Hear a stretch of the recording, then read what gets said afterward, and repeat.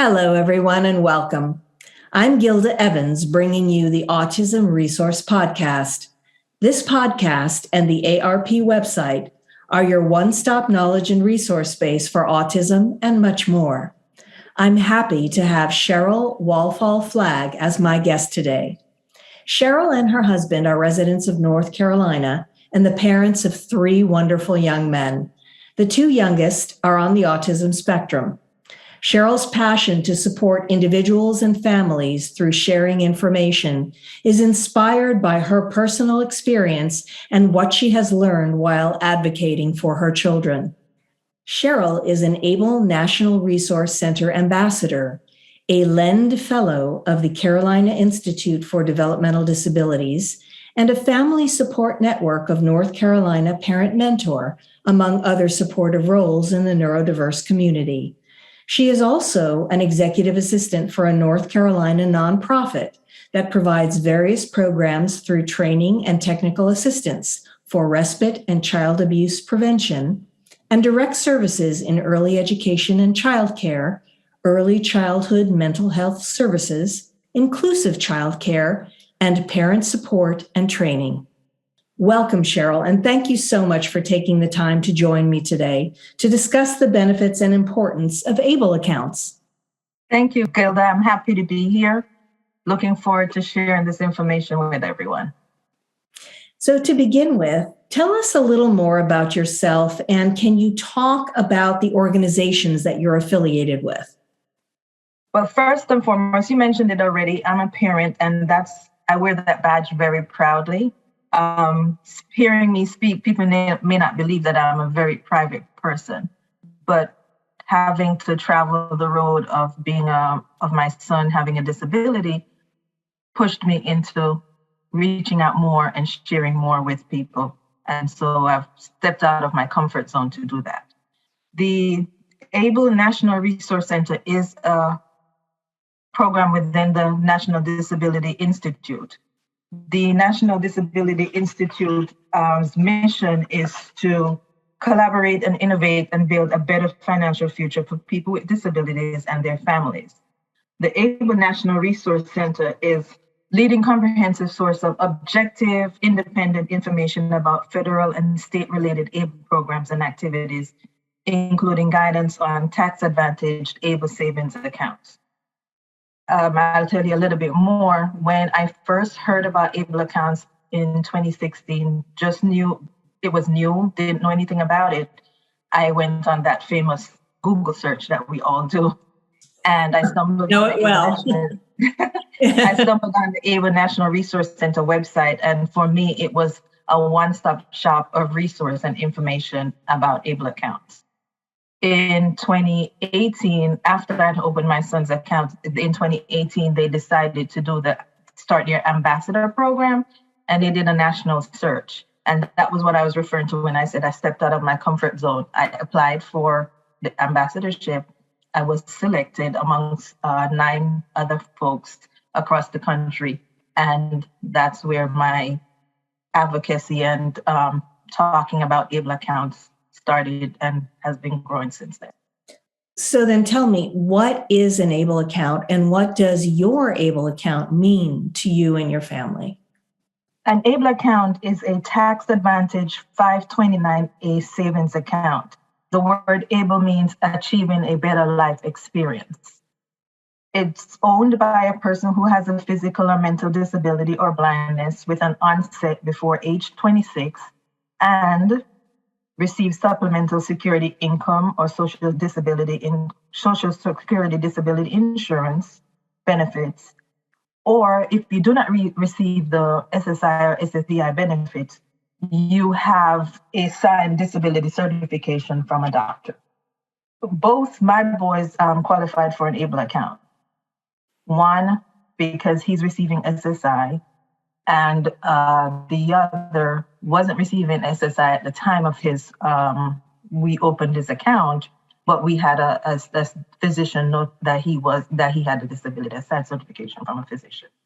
The ABLE account, anyone is eligible to open the account as long as you have that disability and the disability has an onset before the age of 26. which basically means it started before the age of 26.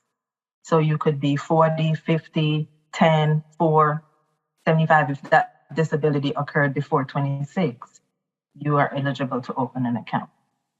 So then the benefits that having an ABLE account gives to you, your boys, your family, can you go into that a little bit? And also, what inspired you to share your story, your own personal story with this ABLE account? For me, the ABLE account is a game changer. When we think about the $2,000 resource limit that benefits, mean tested benefit recipients have to live up to, we know that it's very hard. And, you know, when I talk with folks, I tell them about when a child is born into a family, people think of doing a savings account. You know, your grandparents are proud that they're having their grandchild, or aunts or uncles, they want to do things for a child. But I remember one of the first things I heard as a mom when my son was young was, don't put money in their name.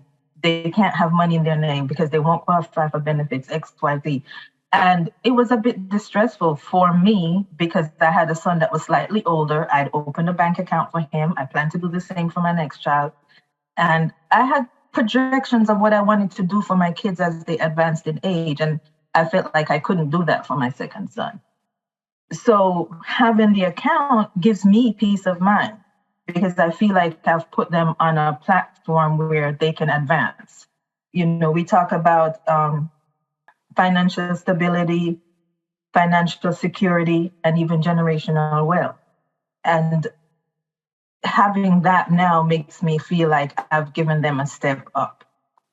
That all makes a lot of sense, Cheryl. And yeah, without something like that, without that kind of a tool, having financial resources at the disposal of someone with disabilities can be very difficult and very limiting. So based on what you said, what is the one most important bit of advice that you would give to those in the neurodiverse and disabled communities about ABLE accounts? I would say open one as soon as you can. Start early, especially for parents of young children who have a long way to go on this road to, traveling with their needs. And I would say use the ABLE National Resource Center website. They have a lot of resources. They have decision guides, they have FAQs, they have toolkits, roadmaps that can give you answers and explain things to you as to how you are eligible, what the account means, the benefits of using the account. And for working adults too, you have benefits in terms of when you are working, you can put a little bit more than a person who is not working. The annual maximum for an ABLE account was just increased as of January 2022. It's $16,000. Now, I don't think I'm going to save anything like that per year for my child, but having that opportunity is a big break. Overall, across the state, we have about 40 states that have ABLE plans, ABLE accounts, and the maximum for the lifetime of the account ranges from $235,000 to $550,000, depending on what state plan you have.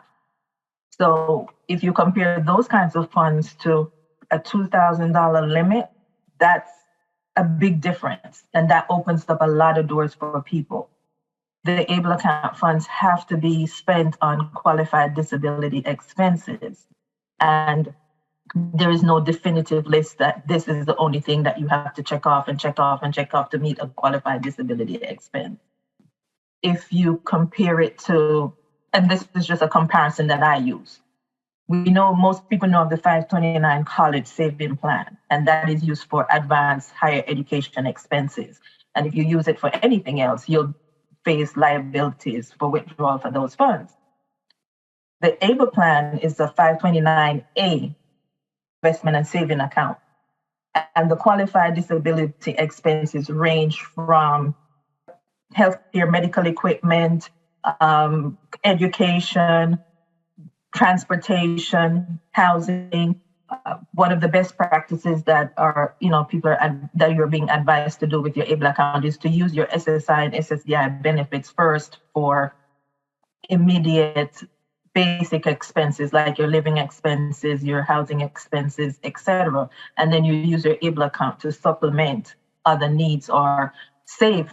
A lot of the ambassadors that are on the ABLE National Resource Center have saved to buy either a house or a car that has to be retrofitted for disability needs. So there are wide ranges of use for it.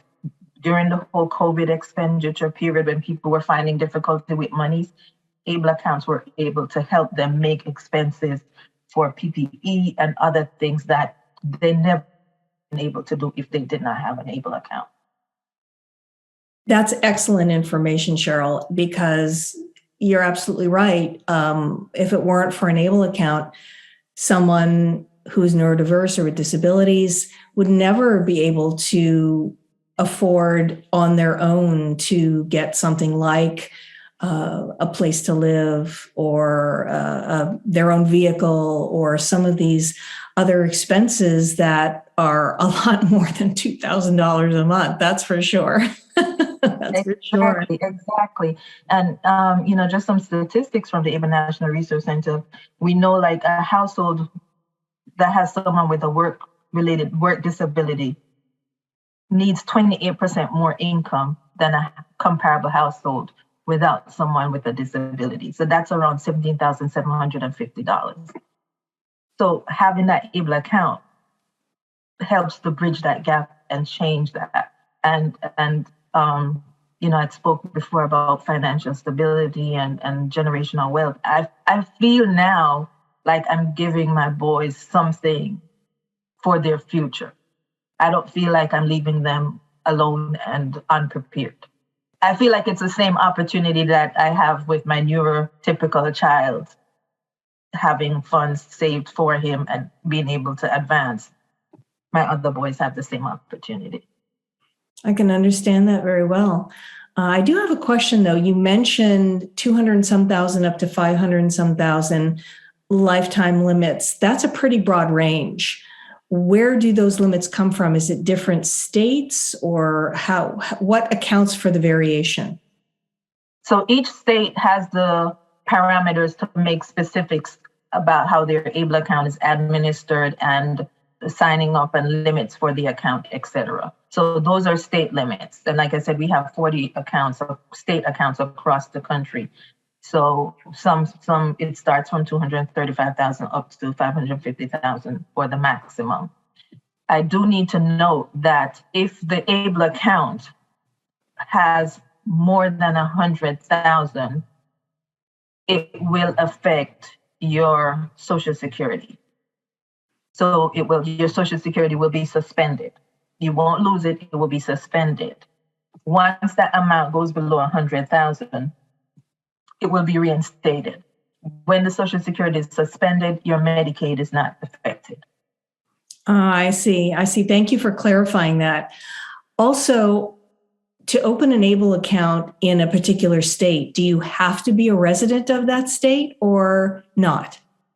It depends. And that's where the ABLE National Resource Center has a great comparison tool where you can look at different states and see what their plans offer, different aspects of each plan. Some states do only offer accounts for their state residents. Other states, you can be a resident somewhere else and open their account. Another thing folks might want to keep in mind is if your state that you live in provides state tax benefits for you to open that account, those benefits might be better for you than opening an account in another state, because those states that have state tax benefits wouldn't necessarily go to out-of-state resident. So there are a few things that you have to look at, and consider when you're thinking about opening the account. It is a lot to consider and a lot to think about. So then if people do have questions and if they want to know more, how can they reach you? Well, they can reach me at CWALF, as in Frank, F as in Frank, LAGG @gmail.com. That's my name, C. Walfall-Flagg @gmail.com. But they can also go to the ABLE National Resource Center. They, like I said, they have a wealth of information and resources there, and they also have a info email contact. And if you send them a question, they will respond to you within, I would say, probably 48 hours, if not less. Do you happen to know the URL of the resource center? www.ablencr.com. www.able, is it .ncr? No. No. www.ablencr.org. Okay, wonderful. Thank you for clarifying that as well. And thank you so much for your time and for sharing some great information with us today. I am happy to do this. Like I said, I want professionals, family members to know this information because it is going to change people's life. It has already changed people's life. And I want to continue helping folks because I know there are a lot of parents and individuals out there trying to figure out the next step. And this is something that can help. I absolutely agree with you. And if you like what you hear, please subscribe to the podcast. You can find it on Apple iTunes, Amazon Music, Google Podcasts, Spotify, and other popular platforms. Don't forget to follow us on Facebook, Twitter, and Instagram. And you can always access us and other great resources on our website, autismresourcepodcast.com. I want to thank our listeners for spending part of their day with us. This is the Autism Resource Podcast, and I'm Gilda Evans, reminding you to take care of yourself and that special person in your life.